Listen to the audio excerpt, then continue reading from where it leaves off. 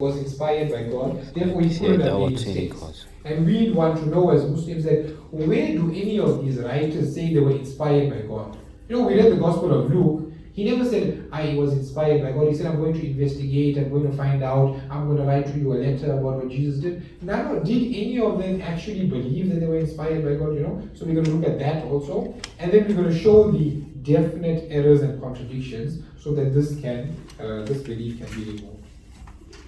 And the other belief that they have, which sort of comes together with us, is the second coming of Jesus, that they believe at the end of time Jesus will come down and he will rule the world and everything will be all nice and rosy. And we believe that, of course, we believe that he will come down as a follower of the Sharia of Nabi Muhammad sallallahu alaihi wasallam.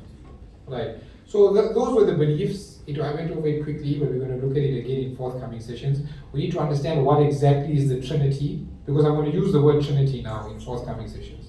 The Trinity means the belief that there's one being made up of three persons that are co-equal, co-eternal, and consubstantial, meaning from the same substance.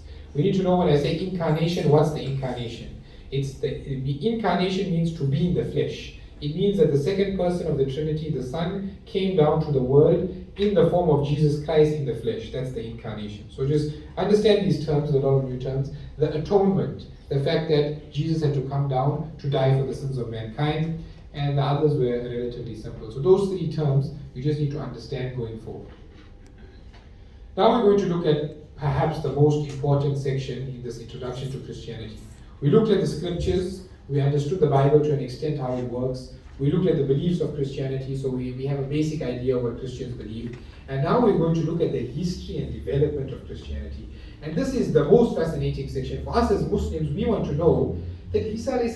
came down with pure Tawheed. He came down with the message of Allah subhanahu wa ta'ala. How did that message evolve into what Christians today believe?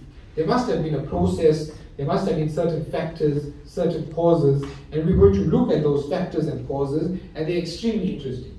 And we're not going to get time to finish it off today, we're just going to look at the first part of it today, and then we're going to look at, in the next week's session, Paul and his corruption, and then the Emperor Constantinople and his corruption and all of those things, the Council of Nicaea, the Council of Chalcedon, and how this slowly changed the message of Jesus over time until it came to the fact that now we have a Trinity.